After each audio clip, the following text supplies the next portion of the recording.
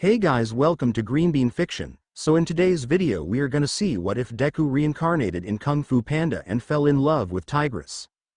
Before starting, make sure to hit that like button and subscribe if you are interested in MHA fanfictions. This story is Kung Fu Academia by Anthony Tyler 9. Now without wasting any more time, let's dive in. Izuku stood in front of a massive crater. He had been fighting with Tamura Shigaraki for the betterment of a whole day and a half. He had finally managed to break through Tamura's psyche and pull out Tenko Shimura from his mental mindscape. He now stood on the outer edge of the crater with a crying Tenko as he was slowly crumbling away, having taken a slap from Tamura for Izuku.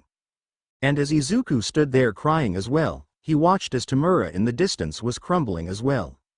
He pulled Tenko up to his chest as he mentally beat himself up for not being fast enough to stop Tenko from being hit by Shigaraki. So here he stood as Tamura had finally disappeared from existence, and Izuku holding the rapidly decaying form of Tenko as he apologized for not saving him sooner. Tenko stared at Izuku and placed a hand over Izuku's arm, and Izuku too soon started to decay, and once Tenko stared at him for a moment fearful of what he had done, Izuku smiled at the boy and pulled him in for a hug. His quirk forcing the decay moving through his body to move at a very sluggish pace, and as soon as Tenko prayed that he could have a better life in the next one, Izuku laid the boy on the ground as he turned into ash. Once the clump of ashes had flown away into the air, Shigaraki Tamura's body had done the same. And with that, Izuku's dream of becoming the greatest hero in the world had come to an end. He moved over to the tree behind himself. "Cherry blossoms, I thought they were out of season?" Izuku asked, as he rested against the trunk of the tree. A small peach had fallen from the tree as Izuku caught it in his hand. Looking at the small peach, Izuku let out a small smile as it started to decay within his hand as well. "Eri, Ochako, Iida, everyone. I'm sorry I wasn't strong enough to defeat Shigaraki on my own." At least Tenko was saved for a moment, Izuku muttered before his head was completely decayed from existence. With that, the entire world was saved from the threatening presence of Tamura Shigaraki and all for one. As Izuku felt his subconscious moving through the planes of existence, he soon found himself appearing in a weird world. As he came out and into the world, he noticed something odd about himself. He had green paws that had small claws on the edges. Looking up, he saw a female tiger had been looking at him with all the love he could have ever wanted in his life building up to now. And as she picked him up, she looked around the village they were currently within. And without much else to say, she brought him to a weird palace. Laying him inside of a small cradle, Izuku watched as the female tiger had left him there as though processes were now moving into all-time lows. "Ah, I should have known that nobody would want me," Izuku thought as he heard someone open the door. What is a baby tiger doing here?" a gruff voice questioned. As Izuku looked up at the weird red panda, he found that the man had a black mustache as well as a Chinese beard. "Someone gave the Jade Palace another child. I swear nobody knows how to take care of children these days," the man said, as he picked up the basket and brought it inside. Izuku looked around the place with wide eyes as he saw some other students training inside the palace. Izuku noticed that one of the students had taken a brief glance at him and stared for all but a few moments before moving back into their training. He could easily tell that they were another female tiger, but he shook his head inside the cradle. He couldn't trust anyone right now. As soon as he and the weird panda man had brought him to a small room, the man sighed before setting Izuku's cradle on the ground. "My name is Shifu, and from here on out, I will be your master," Shifu said, as Izuku looked at him with a weird expression for a child before nodding. "Within this palace you will learn how to use Kung Fu in order to protect the Valley of Peace, not to mention all of China," Shifu said, as he pulled Izuku out of his cradle. As soon as Izuku was standing on his 2 feet, he felt himself slightly off balance before landing on his front 2 paws. He felt something swishing behind himself as he turned around to find a tail that was green with black stripes was swishing back and forth.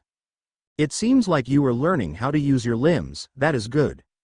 You might become a great Kung Fu master when you grow up. I expect great things from you," Shifu said, as he left the room.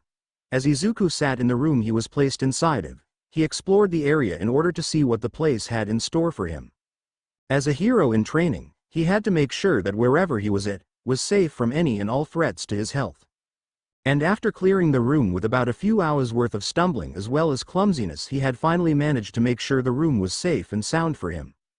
As soon as Shifu had arrived back to the room, he soon found Izuku sitting in the middle of the room with the most calming expression on his face as he seemingly meditated. "Well, at least you know something about Kung Fu. It will be a pleasure to train you to become worthy of the title of Dragon Warrior. I can only hope that you aren't rejected," Shifu said, muttering the last sentence. Izuku, noticing the diminishing mood, crawled over to Shifu and placed a small paw on Shifu's hand. The red panda had looked into Izuku's emerald eyes as Izuku's empathy had shown true to him as Shifu started to let out a tear from his eye. "I miss the young snow leopard that I raised from childhood, similar to what I am to do with you. I don't know why I am telling you of all creatures this, but I feel as though you won't tell anyone. I raised him as if he were my own pup, and I trained him to become the next dragon warrior. Only for Master Oogway to turn away from him, I was so distraught that I never stood up for him. His name was Tai Lung, and because I never assisted him in learning that he was never destined to be the dragon warrior, he turned on the Valley of Peace, attacking anyone in sight. He eventually came back to the palace, and I couldn't stand to hurt him, and it was up to Oogway to knock him out.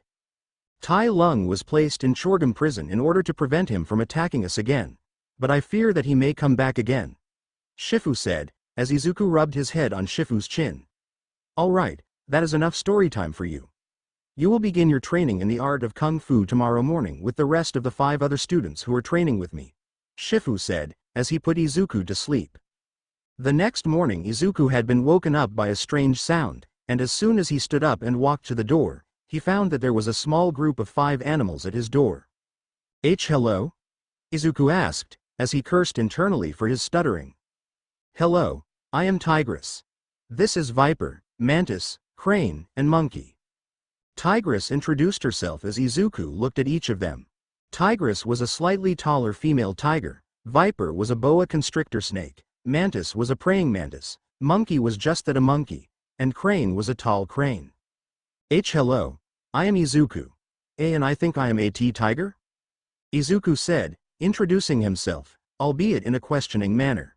"Yes, you are a tiger, although I've never seen one of my kind with your colors," Tigress said, as she helped Izuku walk around the place. So what are we going to be doing today?" Izuku asked, as Tigress and the others stared at him. "We will be training with Master Shifu today, and he will be teaching us the styles that would suit us best for combat," Tigress said, as Izuku followed after the group. Arriving inside of a training room, the group stood at attention as Izuku looked around the place. "Wow, I've never seen a training area so dangerous," Izuku muttered as Tigress stared at him in shock. "Oh, you can speak. That is good. What is your name?" Shifu said, scaring the daylights out of Izuku. The tiger cub was so scared that he let out a small meow and attached himself to the ceiling out of fear. Your instincts are nearly there. Just need some time to get you up to par with the rest of the Furious 5. Shifu said, as Izuku slowly and whilst twitching landed on the ground with a stumble. My name is Izuku," he said, as Shifu nodded. "Saves me the time of naming you, anyway, come over here, Izuku. The rest of you, go into your training regimen," Shifu said, as the rest did that. Izuku walked with Master Shifu as the man stood next to a weird-looking dummy.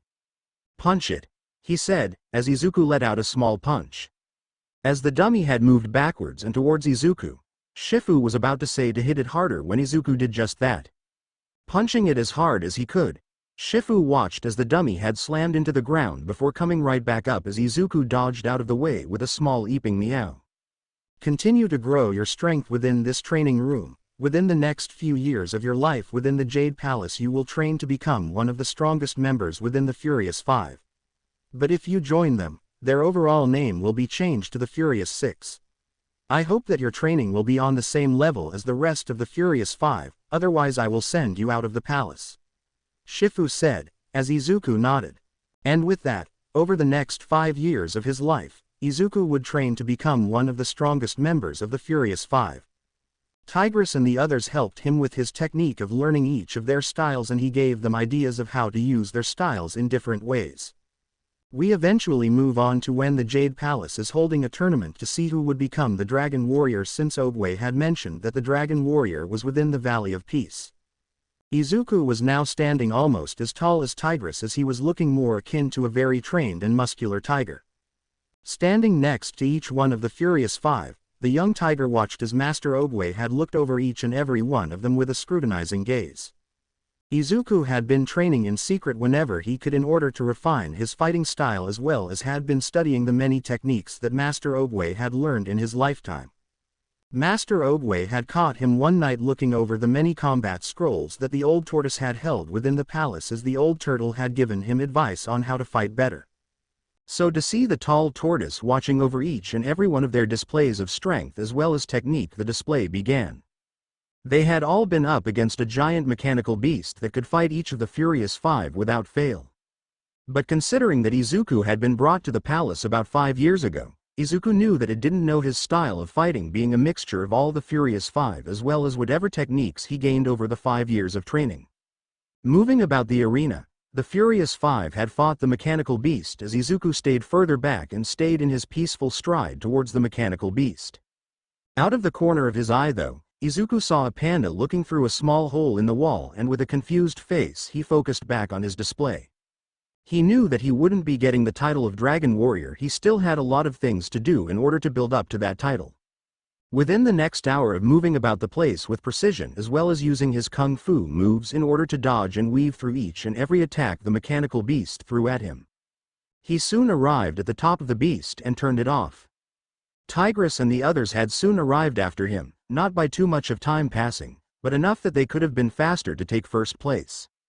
It was when they were about to fight against one another to show who was the strongest between the group when everyone heard Master Oogway speak. "I sense the Dragon Warrior is among us." And this caused everyone and Shifu to stand ramrod straight as each member of the Furious Five and Izuku to stand in the middle of the arena and wait for Oogway to make his decision. As Master Oogway had looked at each fighter as he moved towards them, he spoke to all of the people as he had a smile on his face. "The one who will become the Dragon Warrior is," Oogway said. Pausing for dramatic effect was interrupted by a panda falling from the sky screaming. "Ah!" he screamed as Izuku immediately looked to the sky and jumped to catch the panda. As soon as Izuku caught the panda, he had nearly broken his arms from catching him from his fall. But he landed safely and placed the panda on the ground as the panda was being pointed at by Master Oogway. "You!" Master Oogway said, as Izuku stared at the master in shock. "Huh, what is going on?" the panda questioned before Tigress moved forward. "Master, are you pointing at me?" she asked, before the panda moved in front of her and out. "No, you." The panda. "The universe has brought us our Dragon Warrior," Oogway said, as everyone stood in shock. Shifu was the most in shock at how a random panda breaking through the group from the sky had become the Dragon Warrior. Master Oogway, there has to be some kind of mistake," Shifu complained to Oogway as the tortoise looked at him with a happy smile. "There are no accidents," he said, as he moved away. As Shifu stood in the middle of the arena with the Furious Five and Izuku, he just growled audibly before he felt someone's paw on his shoulder. "Don't worry about it, Master. I had a feeling that none of us would be chosen as the Dragon Warrior," Izuku said, as Tigress and the others stared at him in shock. "What are you talking about?" Tigress demanded. "Well, I had a conversation a few months ago about Oogway's choice in a Dragon Warrior. He said that the Dragon Warrior would be someone who was consisting of the colors black and white. Not to mention, he had a vision of the future when he made the Dragon Warrior legend," Izuku said, as he followed the parade up to the Jade Palace. "I certainly hope that you are correct, Izuku, otherwise I will be making sure that the panda doesn't enjoy his stay here," Shifu said, as Izuku stared at him in worry. "Instead of making his stay here a nightmare, how about we encourage him to become the best he could be?" Izuku asked, as Shifu glared at Izuku before huffing and walking away. "I need to speak to Master Oogway," he said, walking off. Izuku stood alone as the rest of the Furious Five had walked to their bedrooms within the Jade Palace, but one looked back at him with a concerning look on their face before walking away. As the civilians had dropped the panda inside the Jade Palace, we find the panda moving about the place with an awe that couldn't be replaced by a child. He walked about the place looking at each weapon, armor, painting as well as urns of the many years of kung fu masters as well as their exploits. He eventually came across an urn that was stated to have the entire Tenchu army's souls hidden within its small form. The panda gasped when he saw the urn just sitting on display within the Jade Palace and ran all the way over to inspect it. The legendary urn of Whispering Warriors, said to contain the souls of the entire Tenchu army. The panda said, as he walked closer to it holding a hand near his mouth. "Hello?" he asked, before another voice from behind him had spoken up. "Have you finished sightseeing?" the voice asked, vaguely familiar. "Sorry, I should have come to see you first," the panda said, as the voice spoke up again. "My patience is wearing thin," the voice said with a noticeable sound of annoyance. "Oh, well, it's not like you were going anywhere," the panda said, as the voice spoke up again. "Would you turn around?" the voice asked, as the panda turned to look at whatever was there. He sees a small form behind him that appeared to be Shifu as he was staring at the panda with noticeable annoyance. "Sure. Hey, how are you doing?" Before he looked back at the urn to speak to it once more. He speaks about how to get something before he realized his mistake and turned back to look at Master Shifu with a noticeable awe. "Master Shifu. Oh. Someone broke that. But I'm gonna fix it. Do you have some glue or something?" he said as he backed away from the broken urn that was in pieces on the ground. Shifu just put a strained smile on his face as he looked at the panda as he attempted to control himself. "So you are the legendary dragon warrior, he questioned as the panda stood up now. I guess so," the panda questioned. "Wrong. You are not the dragon warrior. You will never be the dragon warrior until you have learned the secret of the dragon scroll," Shifu said, as he glared at the panda. The panda looked at the scroll hanging from the mouth of the statue dragon sitting in the ceiling of the palace as he spoke. "Whoa. So how does this work? Do you have a ladder or trampoline, or?" the panda questioned, as Shifu chuckled. "You think it's that easy, that I'm just going to hand you the secret to limitless power?" Shifu growled out, as the panda looked shocked. "No, the panda began before he was rudely interrupted. "One must master the highest level of kung fu, and that is clearly impossible if that one is someone like you," Shifu said, as he moved around the panda. "Someone like me?" the panda asked, as Shifu retorted. "Yes, look at you. This fat butt." Shifu started smacking the panda's rear with a small staff, causing him to yelp. "Flabby arms." He went on smacking the panda's arm. "Those are sensitive in the flabby parts," the panda said, before being slapped again.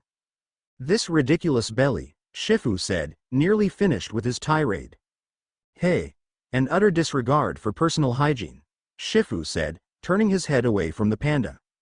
"Hey, now wait a minute, that's a little uncalled for," the panda said, trying to defend himself before he was interrupted once again. "Don't stand so close, I can smell your breath from here," Shifu said, as the panda just gawked at him. "Listen, Oogway said that I was..." Before the panda could finish his words, Shifu placed his fingers in a familiar hold on the panda's outstretched finger. Lifting his pinky finger, the panda immediately went into panic mode as he struggled to not be scared. But failed. "Gasp, asterisk the Wuxi finger hold," the panda said fearfully. "Oh, so you know this hold?" Shifu questioned, as the panda gave an explanation of how it was created. "You know the hardest part about this hold is cleaning up after. But you should know that Oogway may have picked you.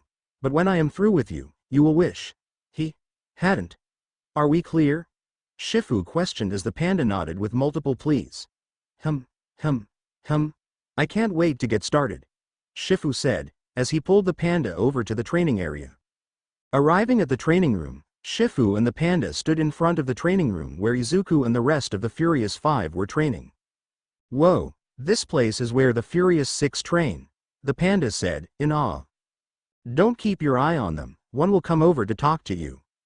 Make sure that you are as formal unless they tell you not to," Shifu said, as he pulled the panda over to a small dummy. "So, what do you want me to do here?" the panda asked, confused. "I want you to punch it," Shifu said, as Izuku looked over from where he was training. Stopping his training regimen, he walked over to see how Master Shifu was teaching the new guy and saw the panda lightly push it. "I want you to punch it," Shifu said, angrily. And as soon as the panda began to do some weird movements, he finally let out a punch on the small dummy before letting out a happy sound. Before being smacked by it, we have a long training session in order to get you up to par with the Dragon Warrior's title. Shifu said, leaving the panda to his devices. As soon as the panda got back up again, Shifu stood by the rest of the Furious Five as they glared at the panda. So what are we supposed to do with him, Master? Tigress questioned. We will make sure that his time here is so miserable that we'll want to quit Kung Fu. Shifu said, as he watched as Izuku showed the panda over to the training area to move into. Thanks for the assistance. What am I supposed to do here, Master Tiger? The panda asked, as Izuku smiled. Just call me Izuku, and what you are supposed to do here is get through this training area as fast as possible without dying. Izuku said, as the panda stared at him in shock. Well, no such thing as trying, right? The panda asked, as Izuku nodded. I wish you luck, Panda. Izuku said, as he moved away. Standing near the rest of the Furious Five and Master Shifu, they glared at him for all but a moment before letting out a sigh. The panda had moved throughout the training area as he tried his ultimate best in order to not get hurt too badly. It was kind of funny how he was getting beaten up by the small red statues with barbs on them. Izuku had winced when the panda had been hit in the groin as he let out a hiss at the feeling there. The panda then moved over to the weird bull thing as he rolled about inside of it and landed on the flaming area where he can increase his reaction time as well as others. By the time he was finished with the training area, he was slowly moving along the ground in pain and a small part of his head was on fire. Gasp. I finished, he said, as he flipped onto his back looking up at the Furious Five, Izuku and Shifu. You have a long way to go until you reach the heights of the Furious Six. But until then you will begin your training in full tomorrow, Shifu said, as he left the room with the remnants of the Furious Six. Izuku stayed behind to help the panda up and get to the animal's room for the remaining time he stayed there. Thank you for the help, the panda said, as Izuku smiled. That is just what a normal person is supposed to do. It's what a hero would do, Izuku said, as the panda spoke again. The name's Po, if you wanted to know. Didn't mean for that to rhyme, but I hope that we become close friends, Po said, as Izuku helped Po stand up. Let's get you a bath as well as brush your teeth, Izuku said, as Po followed Izuku. It was later on in the evening that Izuku and Po were seen inside the Green Tiger's bedroom as he started to do acupuncture on the panda in order to help him release some tenseness of his muscles. So is there a reason as to why the others don't really like me? Po asked, as Izuku shook his head. They had been training since they were children to become the Dragon Warrior Po. I had been training for the last 5 years in order to make myself look as though I had the chance to become it myself. But I knew that Oogway had chosen someone else a few months ago and made peace with that, Izuku said, as Po stared at him. Really? Oogway knew about me being the Dragon Warrior a few months ago? Po questioned. I don't know if he saw you, but if I remember correctly, he said that he sensed the Dragon Warrior would be one who was black and white. The symbol of the yin and yang, Izuku said, as Po nodded. So what do you do in your free time, Izuku? Po asked, as Izuku smiled. I just help those who are in need. I go on many missions when I leave the valley around China in order to protect civilians from harm. My only goal is to become the best version of myself as possible, that way. I don't have to worry about becoming the best, Izuku said, as Po just nodded before one of the needles had hit a spot that caused him to make a weird face. Closing the panda's mouth, Izuku finished the acupuncture treatment, allowing Po to let out a slight groan of pleasure as Izuku pulled each one out. Well, that's all you needed for today. I won't be here tomorrow because I will be meeting with the rhinos of Chorgum Prison holding Tai Lung, Izuku said, as Po stared at him confused. Isn't he the one who attacked the Jade Palace about 10 years ago? Po asked, as Izuku nodded. He wasn't given the title of Dragon Warrior, so he took his anger out on the village before coming back here to take it for himself. Oogway had defeated him by blocking his Kai pathways and knocking him out. He then sent Tai Lung to Chorgum Prison in order to keep him in check. But Master Shifu believes that Tai Lung will return. The same is from Oogway as well, Izuku informed as Po nodded. Will I have to fight Tai Lung someday? Po asked, as Izuku shook his head. I don't think you will.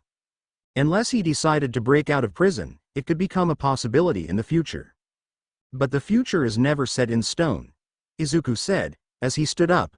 Po followed after him as Izuku led him to the bedroom that belonged to the panda. This is your room for now, until you decide to leave of your own volition or if you decide to stay here. This will be your new home from now on, Izuku said, as he left the panda there. Now that he was all alone, Izuku went to go find Master Oogway in order to ask him about Tai Lung. Deep within the recesses of a massive mountain, a snow leopard had been chained up, his blue eyes looking everywhere as he waited for the right moment to escape. It's only a matter of time before I return, Master. And then I will take the title of Dragon Warrior by force. The snow leopard thought to himself as he heard a commotion high within the mountain between a rhino and a goose. A few hours before we saw Tai Lung in Chorgum prison. Master Oogway has had a vision of Tai Lung escaping Chorgum prison. We must make sure that the rhinos there are aware of this plot. Shifu said to the messenger bird.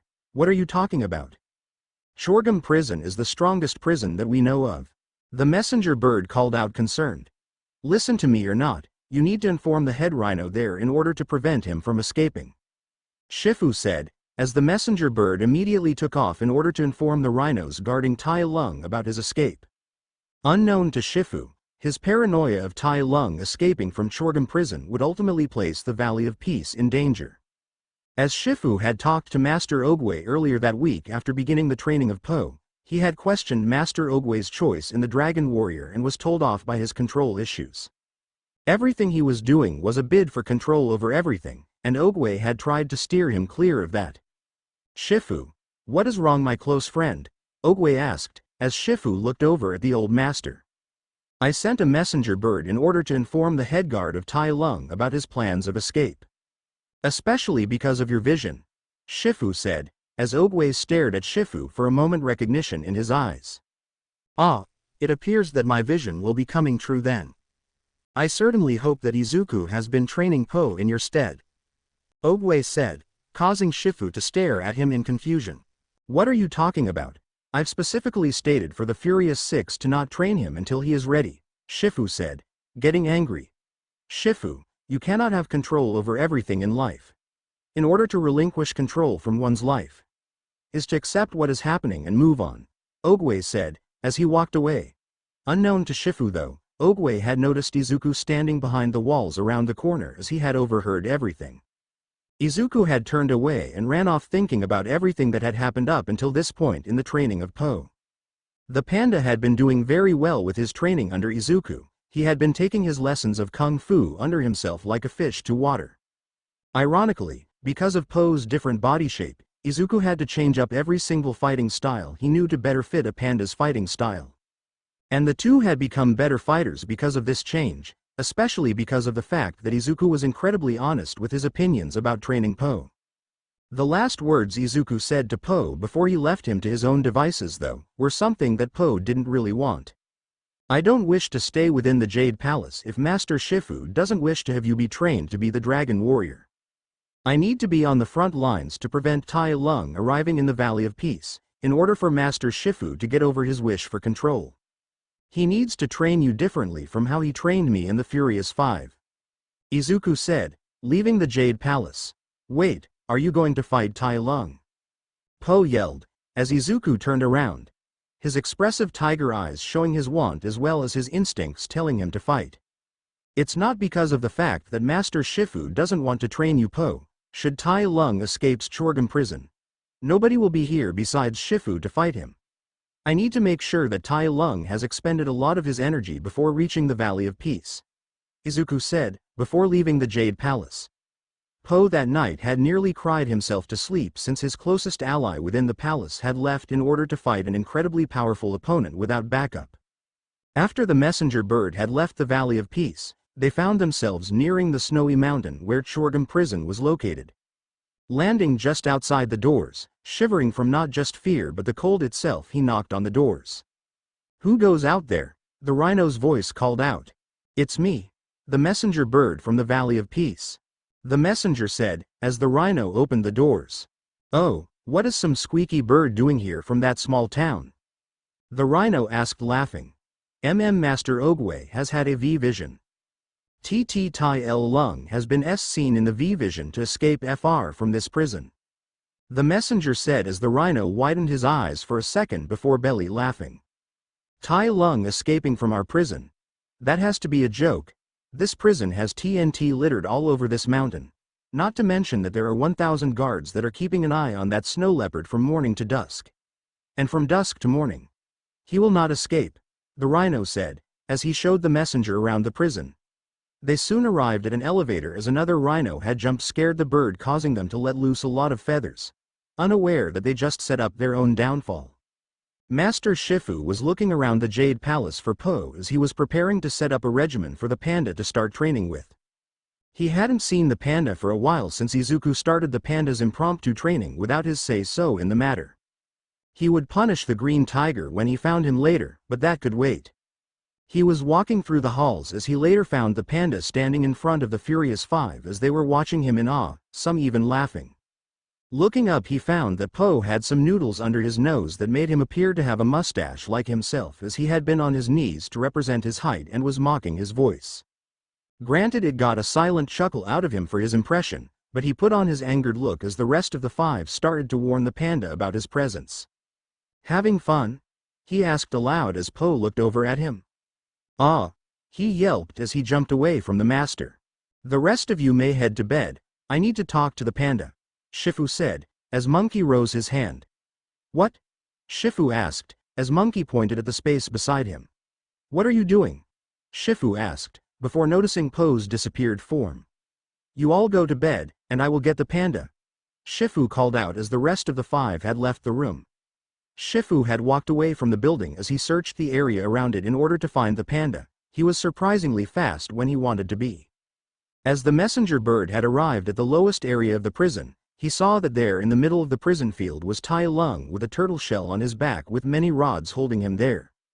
"You see, Tai Lung will not be capable of escaping from this place. We have a dozen guards aiming their weapons on him. Should he make an attempt, he will die as fast as we could skewer him with our arrows," the rhino said, as he smacked the bird on the back and headed back to the upper surface. The bird though gave one last look at the snow leopard as he glared at him with seemingly orange eyes that were borderlining on yellow. Becoming skittish, he ran into the elevator as the rhino had laughed at his timid nature towards the snow leopard. "Time to send you back to the Jade Palace and inform that Tai Lung will not be escaping from this prison until his sentence is fully done," the rhino said, as they walked near the front doors. Down where Tai Lung was though, a small feather landed in front of him as he used his tail to pick it up and placed it in the keyhole and moved it around until the shell on his back opened up and he started to pull on his chains. As soon as some of the rhinos had launched their ballistas, Tai Lung used them to his advantage as he broke the chains with them, freeing him from his prison at the bottom. Running over to a wall in order to climb out of there, the rest of the rhinos called out a sound to represent an escaped prisoner. Once the leader of the prison looked over, he informed his men to take down Tai Lung. Their number had far outdone the one prisoner, and within the span of around 15 minutes the entire army of 1,000 rhinos were completely defeated faster than anyone could register anything happening. Tai Lung found the messenger bird as he placed a hand over its neck as he allowed it to breathe but not speak. "You are from the Jade Palace, right?" he asked, as the bird nodded. "Well, how about you send Shifu a message? Tai Lung has escaped from prison, and that I am coming for him," Tai Lung said, as the bird nodded swiftly. Tossing the bird in the air, he watched it fly away as fast as it could in order to send the message. "The Dragon Warrior has been chosen, if those rhinos were right about who they were talking about. I wonder who Shifu named as the Dragon Warrior?" Tai Lung questioned before running out of the mountain. Izuku was seen running towards a massive bridge as he saw that the prison was off in the distance. Shaking his head, he took the parts of the bridge apart in order to at least slow down Tai Lung before they would both meet up. "This is to just buy time for Po to be trained. I know I could have trained him myself, but I need Master Shifu to learn this lesson. Not everyone needs to be trained the same way, everyone needs their own way of teaching," Izuku muttered to himself as he broke apart the last bridge and ran back towards where he would meet Tai Lung. He never saw the bird flying over him in a hurry. Back at the Jade Palace, Shifu had found Po and had brought him back into the palace in order to begin his training the next morning. He was just about to head over to Master Oogway in order to show him the progress he was at in order to find out which way to train the dragon warrior. He was suddenly interrupted with the messenger goose he sent out to Chorgum coming in with fear written on his face. "What's wrong?" he asked, looking at the bird with a serious expression. "Tai Lung has escaped from Chorgum prison. He said that he's coming here for both you and the dragon scroll," he said, as Shifu cursed himself internally. "Make sure to have the Furious Five evacuate the Valley of Peace within a day's time. We need to make sure that there aren't any civilians here to cause irreputable damage to," Shifu said, as the messenger spoke up again. "I saw Master Izuku out there waiting for Tai Lung, sir." "He is all alone out there," the messenger called out, causing the master to stop in his tracks. What is he doing out there?" Shifu questioned. "I don't know, but he seemed pretty resolved to fight Tai Lung. He was standing in the direction Tai Lung was running to," the goose said, before running off. "Damn it. I need to inform Master Oogway about this bad news," Shifu muttered to himself before heading to the peach tree where the old master was. Running up the path leading up to the peach tree that Oogway had always sat under, Shifu stopped to catch his breath. Oogway seemingly had noticed his presence coming closer as he had turned around to look at the master. Master, I have news, very bad news," Shifu said, as Oogway looked at him in the eyes. Shifu. "There is just news, there is no good news or bad news," Oogway wisely said, as he walked over to him a little. "Master, your vision was right. Tai Lung has broken out of prison. He's on his way," Shifu said, staring at the old master in fear. Oogway stood still for a moment, his eyes going wider as he noticed that this was bad news. His voice showed his shock. "That is bad news," he said, looking downward in thought. "If you do not believe that the dragon warrior cannot stop him," Oogway said, as Shifu stared at him in even more shock. "That Panda. Master, that Panda is not the dragon warrior, he wasn't even meant to be here. It was an accident," Shifu said, as Oogway smiled at him. "There are no accidents," Oogway said, as Shifu looked down and sighed. "Yes, I know, you've said that already, twice," Shifu said, as Oogway had chuckled. Hee. "Well, that was no accident either," Oogway said, as Shifu placed a paw with 3 fingers up. "Thrice. My old friend, the panda will never fulfill his destiny nor you yours. Until you let go of the illusion of control," Oogway wisely said, as he stared at Shifu in worry. "Illusion?" Shifu asked, with a complicated expression. "Yes. Look at this tree, Shifu," Oogway said, as Shifu turned around to look at the peach tree. "I cannot make it blossom when it suits me, nor make it bear fruit before its time." Oogway tried to reason, "But there are things we can control," Shifu stated. "I can control when the fruit will fall." Shifu starts, as he is smacked on the head with a random fruit. The action caused Oogway to smile a little at the random fruit. "And I can control where I can plant the seed." "That is no illusion, master," Shifu said, slicing a peach perfectly in half and grabbing the seed mid-air. He then slammed his fingers into the ground, making a small hole, and threw the seed of the peach into it. Yes. But no matter what you do, that seed will grow to become a peach tree. You may wish for an apple or an orange, but you will get a peach," Oogway said, as Shifu had paced a little. "But a peach cannot defeat Tai Lung," Shifu said exasperatedly. "Maybe it can, if you are willing to guide it, to nurture it, to believe in it," Oogway said, as he buried the peach seed. "But how? How? I need your help, master," Shifu pleaded, placing his hands together. "No. You just need to believe. Promise me, Shifu, promise me you will believe," Oogway said, pointing at Shifu for all but a second. I will try," Shifu said, as Oogway began to lean upright. Good. His body had started to tremble slightly as he stood back upright, looking off into the distance. "My time has come," Oogway said, as he gained a moment of clarity. Leaning back over to give Shifu his staff, he smiled at the other master as he gave it to Shifu. "You must continue your journey, without me," Oogway said, as he turned around to walk away, peach tree blossoms moving about his body as he did. What are you?" Shifu asked in confusion. Master. Shifu called out, taking a single step as Oogway got close to the cliff. You can't leave me, Shifu said, as Oogway finally stopped and turned to look at Shifu. You must believe, Oogway said, before Shifu moved again, staring at the tortoise in shock and fear. Master, he called out, as Oogway glowed a blue color as the pink petals moved around him. Shifu watched on as the petals took the spirit of Oogway away from him and off into the sky as he stared on in shock as the tree next to him had seemingly died as well. Meanwhile, just on the outskirts of the bridge, Izuku stood looking off into the distance as he saw markings of a snow leopard moving towards him. Standing his ground, he waited for the person to show up, and as soon as they did, they were shrouded in darkness. Are you the dragon warrior? I've never seen a green tiger before, the shrouded person asked. Tai Lung, I am here to prevent you from reaching the Valley of Peace. And it will be an honor to fight against my senpai, Izuku said, entering a combat stance as the shroud cleared up to reveal a very confused Tai Lung. So you aren't the dragon warrior? He asked, as Izuku shook his head. Then we will fight to see who the better fighter will be, me or you. Can I at least have your name? Tai Lung asked, as Izuku spoke.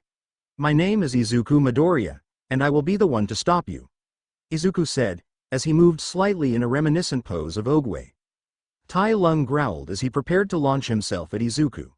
And once he did, the two ran towards one another on all fours as they both jumped into the air and threw a singular fist at the other, causing the ground underneath them both to crack. The two opponents landed blows in the air as the ground cracked underneath their power. Izuku switched styles as he used his flexibility and landed a few tail blows to Tai Lung's face. As Tai Lung then bit down on Izuku's tail, he kicked Tai Lung in the face before the two separated in the air and landed on the ground. The two didn't allow this to stop their fight. No, they just moved towards one another where they traded attacks, countered blows with their own and then separated before moving back at it again. They used Kai attacks as well in order to try and block out the other's ability to use the supremely powerful ability within Kung Fu. Tai Lung's Kai was blue in color whilst Izuku's was green in color, but not that it would make him greedy. He was calm in nature as he fought Tai Lung. The snow leopard had been increasing his speed in the fight as Izuku fought to keep up with the leopard. Tai Lung jumped into the air where he sent a kick towards Izuku as he blocked it with his forearm as the ground cracked and crumbled beneath the two as they fell underground. Their fight continued further as the two broke the area around themselves as their fight began to reach newer heights. It appears that your strength should be close to that what the dragon warrior is supposed to be. Are you sure that you're not the dragon warrior itself? Tai Lung taunted, as Izuku grunted before launching another flurry of punches and kicks in pressure-pointed areas around Tai Lung, who expertly dodged each strike. Well, I would assume that you wouldn't know who the dragon warrior was, even if you had only heard rumors, Izuku said, as he smirked at Tai Lung. This act angered the leopard as he ran towards Izuku using an even faster move set that Izuku struggled to counter, but managed. The two appeared back above ground as they moved towards the Valley of Peace. Tai Lung was moving the fight closer to the valley. Izuku knew where this fight was bound to go, and he increased his strength in order to move Tai Lung back where they started the fight. Punch after punch, kick after kick, both fighters were giving it their all in order to win the fight. Izuku may not have the experience as Tai Lung when it comes to martial arts, but he has the smarts to keep himself in the fight. Eventually, one of their strikes had managed to create a massive boom around them. Shockwaves of a yellow aura moved about their location around the forest they had arrived within. Both fighters immediately took to the trees in order to fight above the ground, using the leaves as well as branches as cover for their next moves on the other.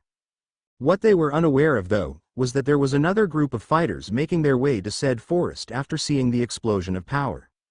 Eventually, the two stopped hiding within the trees and landed on the ground using the terrain to their advantage as they ran towards one another. Izuku sent a kick outward to be a feint, but was grabbed by the foot as a blue aura came across Tai Lung's fingers and Izuku countered it with his other foot. But there was something wrong when he countered. The nerves in his left foot had been cut off from the rest of his body. He couldn't feel his left leg anymore, and as he styled to a different version of the Furious Five, he stood like a praying mantis. Letting out a breath of air, Izuku sucked in some more as he watched Tai Lung launch towards him again. Sending a kick towards Izuku, The young man ducked underneath the attack before swinging his unconscious leg out and smacking the villain in the back, sending him up in the air a little before grabbing Tai Lung's throat with his tail. As soon as he wrapped his tail around the leopard's throat, he pulled the villain back and punched him in the face before sending another kick, launching him into a tree. "You're good. Master Shifu trained you well, but you won't be able to beat me if you continue on like this," Tai Lung said, as the two stood apart from one another. "I will do what I must in order to protect the Valley of Peace. I know that this battle will probably put me out of the rest of the day, but I just need to hold you off for just enough that Po and the others can escape," Izuku said, as he moved back into a calm stance. "Did you find inner peace? I swear if that turtle," Tai Lung questioned angrily before a swift kick was sent his direction that he barely dodged. Turning back to look at Izuku, he found that the green tiger had moved swiftly, much faster than he was before, as he sent swift but light attacks on the villain. Being pushed into a corner, Tai Lung had just decided to end the fight as fast as possible as he started to use Kai attacks in order to make sure that Izuku wouldn't be able to fight. But each time he struck out, the tiger would just flex his body enough that he would dodge by just a hair. This infuriated Tai Lung further as they soon made it to the outer territory just outside of the Valley of Peace. Both fighters were seemingly tired, although Izuku was more tired than that of Tai Lung. The tiger was leaning on a tree as he watched the snow leopard had been panting slightly, signaling his lowered breath. "That was a good fight, might be the best one I've had in years. But you are just a few years short of defeating me," Tai Lung said, as he went into a similar pose for the Kai canceling technique. "I will see you when I take over the Valley of Peace," Tai Lung said, as he roared at Izuku. Izuku didn't know how long it had been since he was knocked out by Tai Lung, but when he noticed that he could feel his movement again, he struggled to stand back up. Looking around himself, he found that the rest of the Furious Five were on the ground next to him and Master Shifu was helping them up. What happened?" Izuku asked, as he tried to remember the battle he had. "Tai Lung was too strong for both you and the Furious Five, so tell me. What made you think you can hold him off from the Valley of Peace?" Shifu demanded as Izuku shrunk back. "I was only going out there because of the fact that I wanted to hold him off as long as possible so that Po could be trained," Izuku said, as Shifu nodded. Looking at the rest of the Furious Five, Izuku heard their collective groans as he fixed their Kai pathways. "So fast," Monkey said, as he took in a deep breath of air. "I couldn't even see him," Mantis said, as he rubbed his back. "He was faster than a flowing river," Viper said, as Tigress was released from her impromptu nap. "I'm sorry for not being strong enough, Master," she said, before looking to Izuku to see his arm was broken. How did you get a broken arm?" she asked, struggling to move towards him. "I had been in a fight with him longer than you all," Izuku said, as the group stared at him. "You lasted longer in a fight against him?" "How?" Viper asked, concerned. "We had moves to counter one another, the moment he blocked the Kai moving to my leg. That was when he truly won. I have still a few more years before I could have defeated him on my own," Izuku said, as he thought back to his fight with Tai Lung. How are you still awake then? We arrived after you got knocked out," Monkey questioned as Po entered the room. "Shouldn't we be evacuating the civilians out of the valley?" Po asked, as Shifu nodded. "Wait, Tai Lung still hasn't arrived?" Izuku asked, as both nodded. "Po, make sure that when Tai Lung's paws glow blue, don't let it touch you. It will block your Kai paths," Izuku said, as Shifu spoke up. "What makes you think that the panda will last longer than you all?" Shifu asked, as Izuku glared at Shifu. "What makes me think that? I taught him everything I knew up until the day that I left to fight Tai Lung. I watched him grow over the last few days before I left.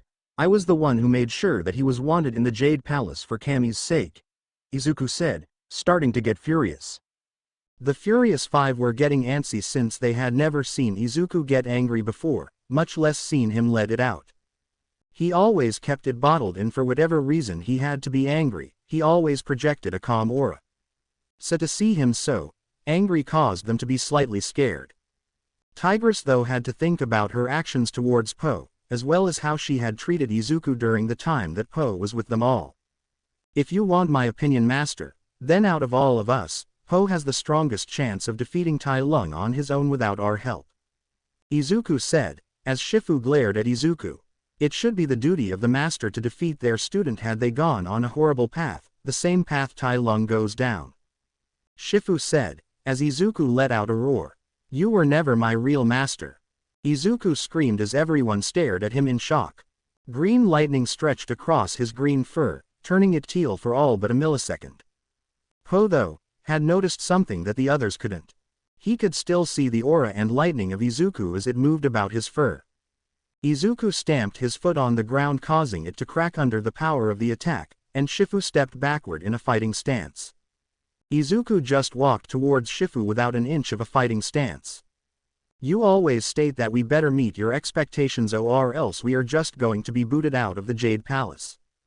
But do you really expect us all to meet these so-called expectations every single day of our lives? I had gone out of the Jade Palace that night because I couldn't handle all the toxicity towards Po, all over the fact that he shouldn't have been the Dragon Warrior. You all thought that he was not meant for it because of his body shape, his mentality towards Kung Fu, not only that. But you all talked about how he wasn't even a master of Kung Fu. All Po needed was to believe in himself in order to become the Dragon Warrior. If this is how things are going to continue, I would rather leave the Valley of Peace. Izuku said, turning to walk away. As the tiger walked away, he felt all the inner emotions coming up to the surface as tears broke through his eyes. He couldn't keep all the built-up emotions he had deep within as he turned one last time to Shifu, who was standing in shock. You put it into my head that if I wasn't good at what I was doing, that I would be kicked to the curb and left to die on the side of the road. I will not stay in a place such as this, if this is what the whole rules of this place will become. Izuku said, as he walked away. Everyone standing near the entrance of the Jade Palace had stayed quiet as Tigress let out a sigh before walking to Po. As the panda stared at her for a second, she apologized for her actions. I'm sorry for everything that I told you on the first night here, Po. I wasn't in my right mind, and that isn't an excuse. I need to go find Izuku, he really shouldn't be alone when he is this mentally weakened, Tigress said, as she ran off towards the direction Izuku had walked to. Master Shifu, should you really be the one to stay at the temple? If Tai Lung sees you, you won't be able to win against him. Po said, as Shifu stared at Po for all but a second. I will not have my students be in the Jade Palace whilst a terrorist will be there to kill me or all of my students. As per order of the Jade Palace, I am to stay as the master and deal with any threat that may threaten the populace of the Valley of Peace.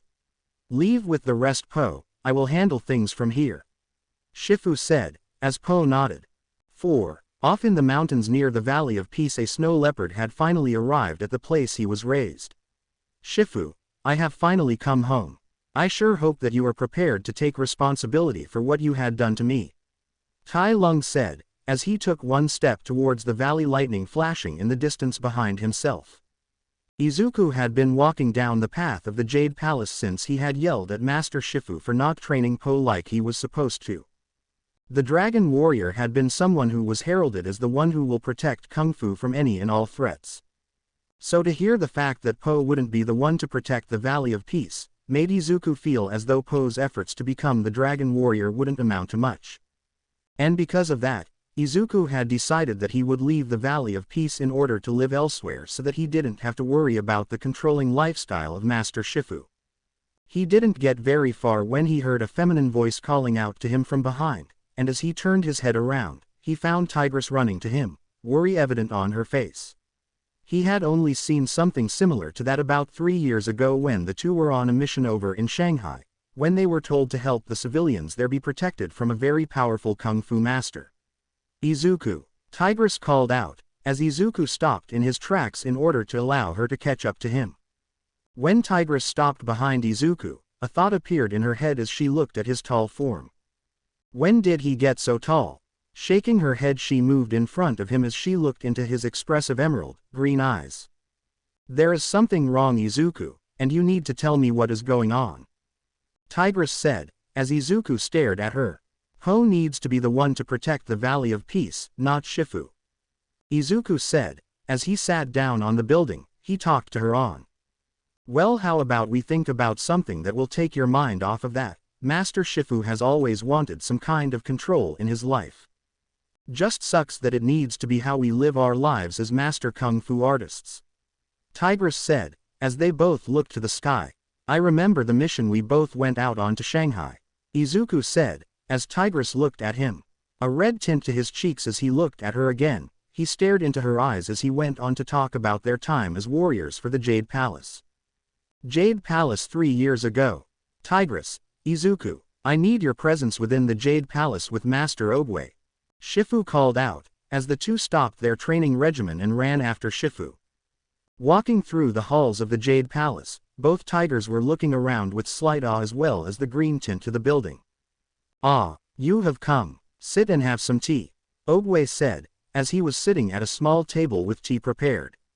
Sure thing, master, Tigress said, as Izuku sat down as well.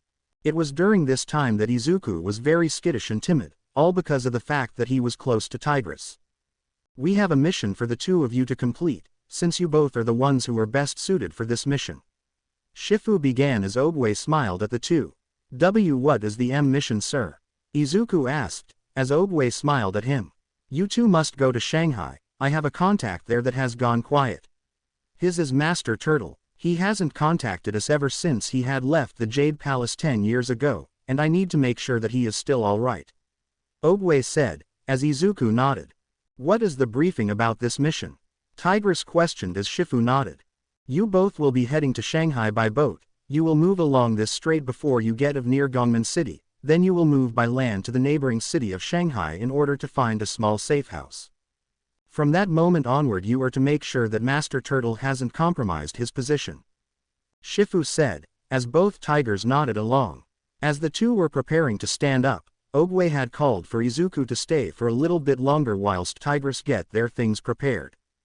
He also for some reason called for Shifu to leave the two of them alone so that their talks could be in private. Izuku was becoming slightly more worried as he stared at the old tortoise as he stood up and started to turn on some candles. I know about the feelings you harbor for Tigress. I think it is a very good thing for you to hold feelings for one another.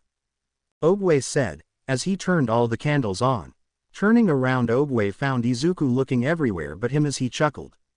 Why, you knew? Izuku asked, as Oogway smiled at him. I've known from the moment you laid your eyes on her. She is a very beautiful tiger, but at the same time a very feisty one. But this mission requires for you both to be serious as well as professional. Oogway said, as Izuku nodded. I will, master, Izuku said, with a determined tone. I'm not saying you cannot tell her your feelings, but at the same time I am telling you not to let them get in the way of your mission. Oogway said, as Izuku stood up. As he was walking to the door, Oogway spoke up again. You are from a different realm, he said, causing Izuku to freeze in place. How? Izuku asked, as Oogway smiled at him again. Your Kai, it is all over the place, but at the same time, waiting to be revealed. Center yourself within inner peace on this mission, find it, and then you will be more capable of using Kai to its best effect. Oogway said, allowing him to leave. Izuku and Tigress were moving along the Strait of Water as they prepared to start their mission for Gongmen City. So what was that talk with Oogway? She asked, as she sat down next to Izuku as he tried to attain inner peace. He told me that my Kai was all over the place, and that in order to be able to use it in the best version of itself.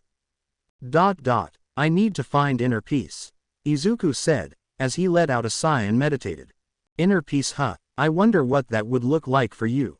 Tigress said, as she sat down next to Izuku. From what I learned from Master Oogway about inner peace, it allows one to basically move their body on its own. Kind of like mastering movement within your body and mind. Moving on instinct, Izuku said, as he kept up his meditation.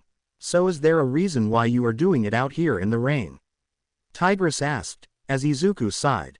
I've always had a peaceful time whenever I meditated in the rain. For some reason it was always calming for me, no matter the time I was going through. Izuku said, as Tigress nodded and entered the small cabin.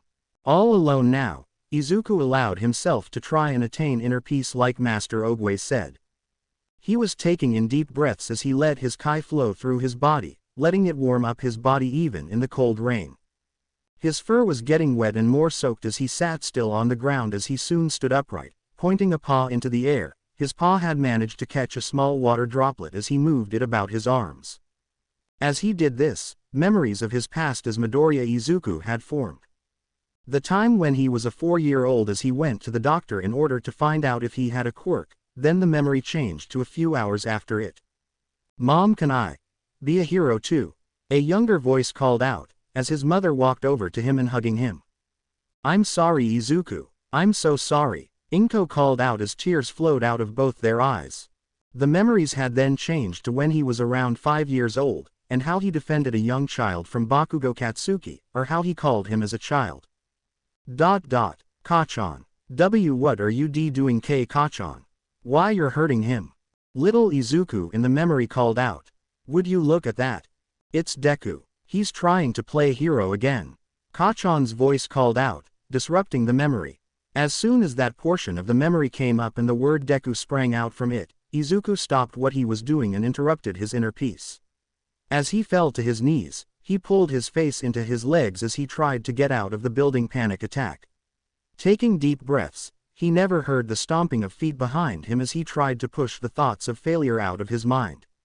"Izuku, what's wrong?" Tigress called out, looking through the cabin door. Staring at the small form on the boat, Tigress ran over to him and tried to get him to breathe properly. "Hey, Izuku, breath for me," she said, as she watched his eyes become pinpricks. "Hey, in for 3 and out for 4, Tigress said, as she finally got some ground on him. She continued to do this for him as she watched as the fur on his body stopped being so flared out and ready for battle. "Are you all right?" she asked, as soon as he regained himself. Why yeah, Jade, just memories," Izuku said, as he sat back down. She eventually brought him inside the cabin as she dried his fur off with a towel she had brought with them. "How you managed to get your entire body soaked is beyond me, now strip," she said, as Izuku stared at her for a moment. "So you can get a change of clothes." "God, don't be a pervert," she said, a blush on her face. Nodding quickly, Izuku started to take off his clothes, leaving him in his soaked underwear. "Those are coming off as well," Tigress said, as she used her tail to pull them off and tossed some clothes over to him. "Makes sure to clean up in the shower. We have a few hours before we arrive at Gongman City," Tigress said, as she sat at the bed. Once Izuku was gone, she kept thinking about what had happened during the meditation that Izuku was doing. She kept moving her mind's thought processes to when she saw him in the fetal position on the boat's deck as she thought about his words. Who is this Kachan character? And what did he do to make him have a panic attack that horrible? Tigress thought to herself. She heard movement behind her and found Izuku standing in his spare clothes as he sat down on his bed, and Tigress felt as though she needed to ask him a question. Turning around to ask him the question on her mind, she was interrupted with the sounds of small snores as she looked at his eyes. Damn it, I wanted to ask who this Kachan character was. Might as well ask him later. Tigress mumbled to herself. A few days later, Shanghai City. Izuku and Tigress moved about the city in search of the safe house. They had no clue as to what was happening at the moment, but seeing as how there was barely anyone on the street was a red flag. Izuku and Tigress moved through the alleys as well as rooftops as they soon found their safe house. Entering through the door, they heard some movement downstairs as they heard civilians talking about how Master Turtle had turned on the city. Shaking their heads in shock, Izuku sat down on the desk nearby as he thought about everything that was happening. If what they are talking about is horribly and horrifying, we need to send word to Master Shifu and Oogway, Izuku said, as Tigress started up a letter to the Jade Palace. A bird had soon arrived. It was a small dove as Tigress had tied the note on its leg and sent it to the Jade Palace. Looking around the room, Tigress just sighed as she spoke up. We will need to sleep on the same bed, so we will need to go to bed right now if we are to have enough energy tomorrow, Tigress said, as Izuku nodded. When the tiger woman got on the bed, she found Izuku laying on the ground and she growled audibly. What are you doing? She asked, as Izuku looked at her with a blush. My mother always told me it was wrong to sleep in the same bed as a female, Izuku said, stuttering slightly. I thought you were an orphan, Tigress asked, with a more concerned look on her face. Sitting up from his spot on the ground, Izuku stared into her eyes with building fear as well as concern. Will you promise and not to tell anyone what it tell you? Izuku asked, as Tigress thought about her options. Izuku hadn't been very truthful when he had first arrived at the Jade Palace.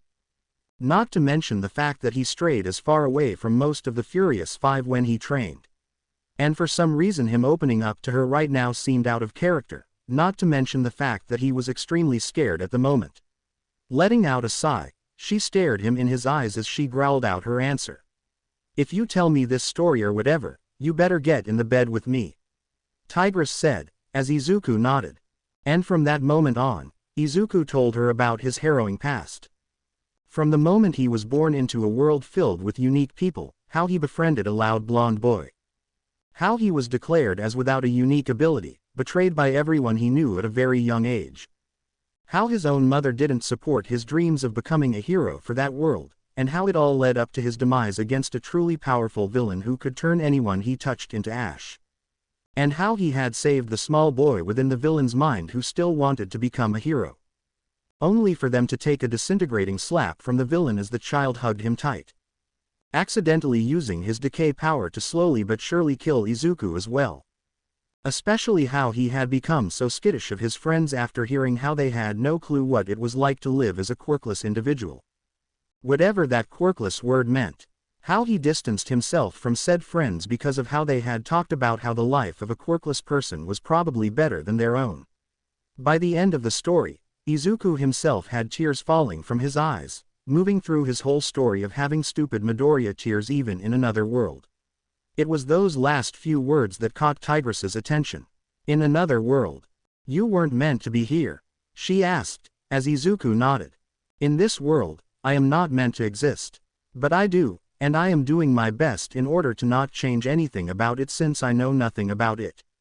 Izuku said, as he wiped his tears away. Well, at least you told me. I won't tell anyone about your past. As much as I would like to state that whatever you told me was a lie. I feel as though nothing of what you told me was one. You cry too much, Tigress said, before laying down.